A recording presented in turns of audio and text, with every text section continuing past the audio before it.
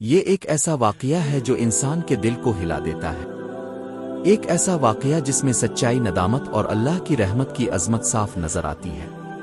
یہ کہانی ہے صحابی رسول بن مالک کی، ایک ایسے شخص کی جس نے اپنی زندگی کے سب سے مشکل امتحان میں سچائی کا راستہ اختیار کیا۔ یہ واقعہ اس وقت پیش آیا جب محمد نے مسلمانوں کو بیت اب کے لیے نکلنے کا حکم دیا۔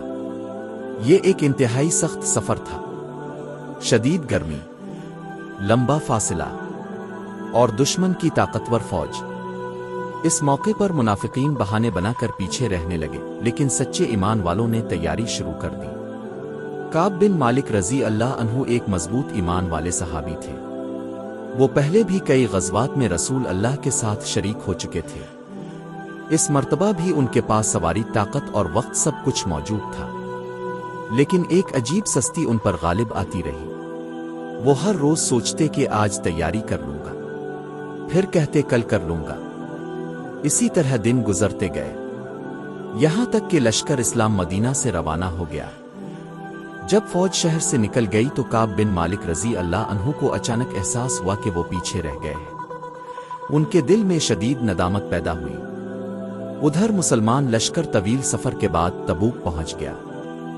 جب رسول اللہ واپس مدینہ تشریف لائے تو وہ لوگ بھی آنا شروع ہو گئے جو پیچھے رہ گئے تھے۔ بہت سے منافقین رسول اللہ کے پاس آئے اور جھوٹے بہانے پیش کیے۔ رسول اللہ نے ان کے ظاہری عذر قبول کر لیے اور معاملہ اللہ پر چھوڑ دیا۔ پھر کعب بن مالک رضی اللہ عنہ کی باری آئی۔ وہ جانتے تھے کہ اگر چاہیں تو کوئی بہانہ بنا سکتے ہیں، لیکن انہوں نے دل میں فیصلہ کیا کہ وہ صرف سچ بولیں گے۔ وہ رسول اللہ کے سامنے کھڑے ہوئے اور عرض کیا، رسول اللہ، اگر میں دنیا کے کسی اور شخص کے سامنے ہوتا تو یقیناً کوئی عذر پیش کر دیتا، لیکن میں جانتا ہوں کہ اگر میں آج جھوٹ بولوں گا تو اللہ آپ کو حقیقت بتا دے گا۔ پھر انہوں نے صاف الفاظ میں اعتراف کیا کہ ان کے پاس کوئی عذر نہیں تھا۔ رسول اللہ نے فرمایا کہ یہ شخص سچ بول رہا ہے، لیکن اس کے معاملے کا فیصلہ اللہ کے حکم تک مؤخر کیا جائے گا۔ پھر ایک غیر معمولی آزمائش شروع ہوئی۔ رسول اللہ نے مدینہ کے مسلمانوں کو حکم دیا کہ وہ کعب بن مالک اور ان کے 2 ساتھیوں سے بات نہ کریں۔ مدینہ کا پورا معاشرہ ان سے خاموش ہو گیا، سلام کا جواب تک نہیں دیا جاتا تھا۔ یہ آزمائش 1 دن، 2 دن، بلکہ پورے 50 دن تک جاری رہی۔ کعب بن مالک رضی اللہ عنہ کہتے ہیں کہ زمین اپنی وسعت کے باوجود ان پر تنگ محسوس ہونے لگی۔ پھر ایک دن فجر کے بعد اچانک مدینہ کی فضاؤں میں ایک آواز گونجی۔ کسی نے بلند آواز سے پکارا، اے کعب بن مالک، خوشخبری ہو، اللہ تعالیٰ نے ان کی توبہ قبول فرما لی تھی۔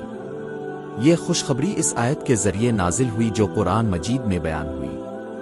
یہ واقعہ قرآن کریم میں کی سورۃ التوبہ میں بیان ہوا ہے۔ کعب بن مالک رضی اللہ عنہ فوراً رسول اللہ کی خدمت میں حاضر ہوئے۔ ان کے چہرے پر خوشی اور سکون صاف نظر آ رہا تھا۔ رسول اللہ نے مسکراتے ہوئے فرمایا، یہ تمہاری زندگی کا سب سے بہترین دن ہے۔ یہ واقعہ ہمیں ایک عظیم سبق دیتا ہے۔ سچائی کبھی آسان نہیں ہوتی، لیکن آخرکار یہی انسان کو اللہ کی رحمت تک پہنچاتی ہے۔